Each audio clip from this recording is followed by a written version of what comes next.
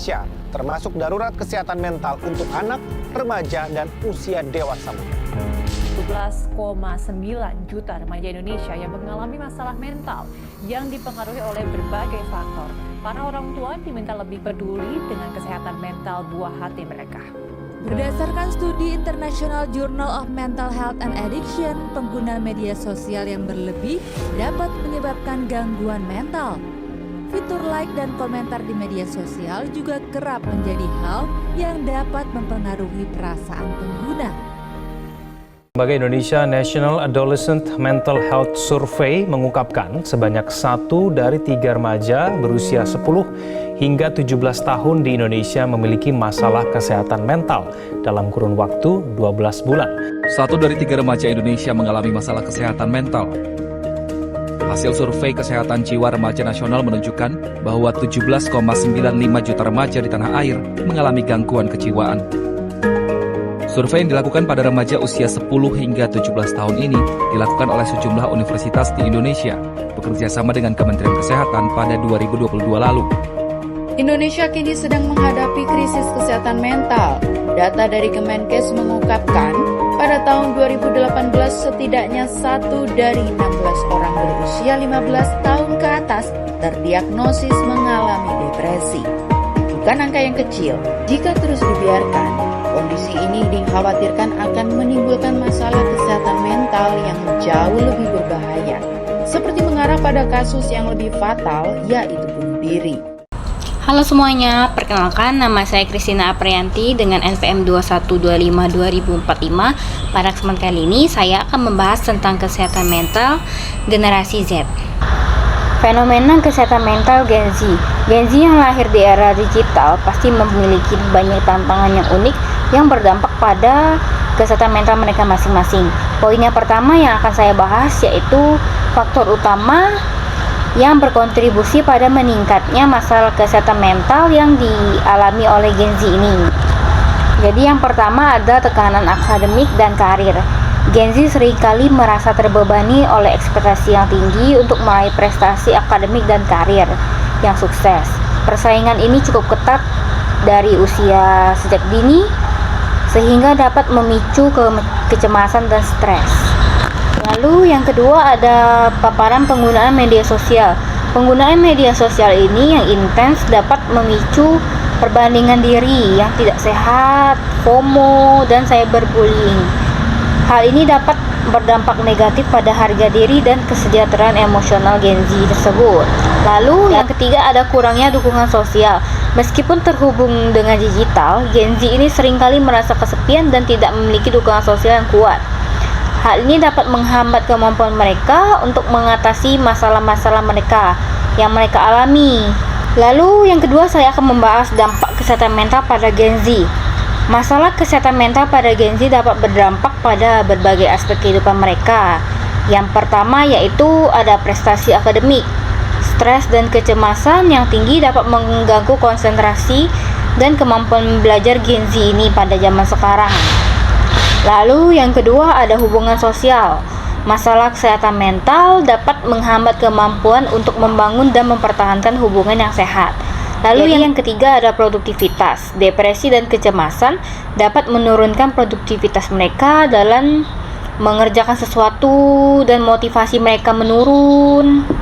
Lalu yang keempat nih, yang terakhir, ada masalah kualitas hidup. Masalah kesehatan mental secara keseluruhan dapat menurunkan kualitas hidup dan kebahagiaan. Yang ketiga, saya akan membahas tentang ciri-ciri umum masalah kesehatan mental pada Gen Z. Yang pertama, perubahan perilaku.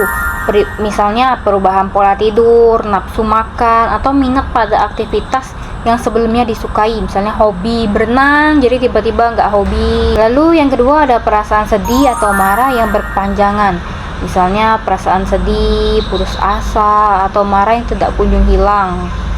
Itu merupakan salah satu ciri masalah kesehatan mental yang ada di Gen Z.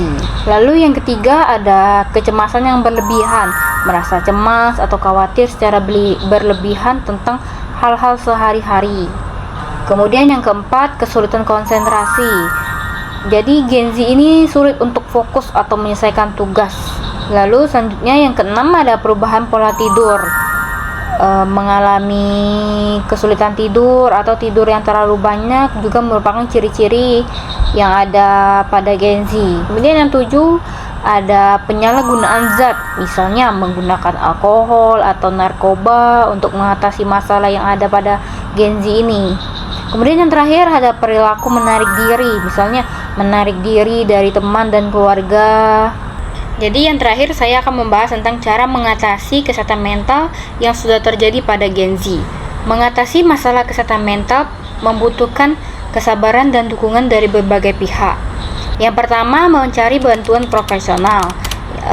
Misalnya terapis. Seorang terapis dapat memberikan dukungan emosional, mengajarkan keterampilan untuk mengatasi masalah, dan membantu dalam memahami pikiran dan perasaan. Kemudian yang kedua ada psikiater.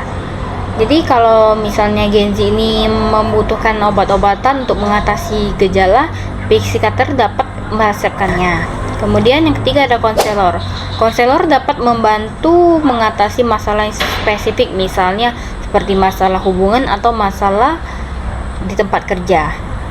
Yang kedua, membangun dukungan sosial. Berbicara dengan orang terdekat, misalnya berbagi perasaan dengan orang yang dapat dipercayai, yang bisa membantu. Kemudian bergabung dengan kelompok dukungan, misalnya berinteraksi dengan orang-orang yang mengalami masalah yang serupa sehingga dapat memberikan rasa komunitas dan pemahaman. Yang ketiga ada menjaga gaya hidup sehat. Yang pertama ada olahraga secara teratur. Olahraga dapat membantu mengurangi stres dan meningkatkan suasana hati. Lalu yang kedua ada makan makanan bergizi yang sangat baik untuk kesehatan mental. Yang ketiga ada tidur yang cukup. Tidur yang berkualitas dapat membantu memulihkan tubuh dan pikiran. Kemudian yang keempat ada mengurangi konsumsi kafein dan alkohol. Kemudian yang keempat ada mempelajari teknik relaksasi. Yang pertama, meditasi dapat membantu mengelola stres dan meningkatkan kesadaran diri. Ada yoga yang menggabungkan gerakan fisik dan pernapasan untuk meningkatkan fleksibilitas dan ketenangan pikiran. Lalu yang ketiga ada teknik pernapasan dalam yang dapat membantu menenangkan pikiran dan tubuh. Yang kelima ada cara untuk mengelola stres. Yang pertama, identifikasi sumber stres. Cari dulu apa sih yang membuat kalian stres dan mencari cara untuk mengatasinya.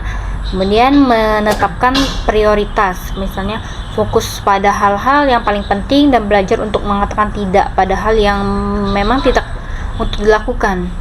Kemudian membuat jadwal yang dapat membantu kalian merasa lebih terorganisir dan mengurangi perasaan kewalahan. Kalian tahu nggak, Gen Z itu lagi hadapi banyak tantangan, terutama soal kesehatan mental. Anak muda zaman sekarang sering banget dihadapkan dengan tekanan sosial yang kadang bikin pikiran stres. Mulai dari tekanan akademik, pekerjaan, sampai urusan hubungan. Menurut penelitian dari American Psychological Association, 91% Gen Z mengalami setidaknya satu gejala fisik atau emosional akibat stres, seperti depresi atau kecemasan. Tekanan-tekanan ini kadang bikin Gen Z lupa untuk jaga kesehatan mental. Padahal kesehatan mental itu penting banget.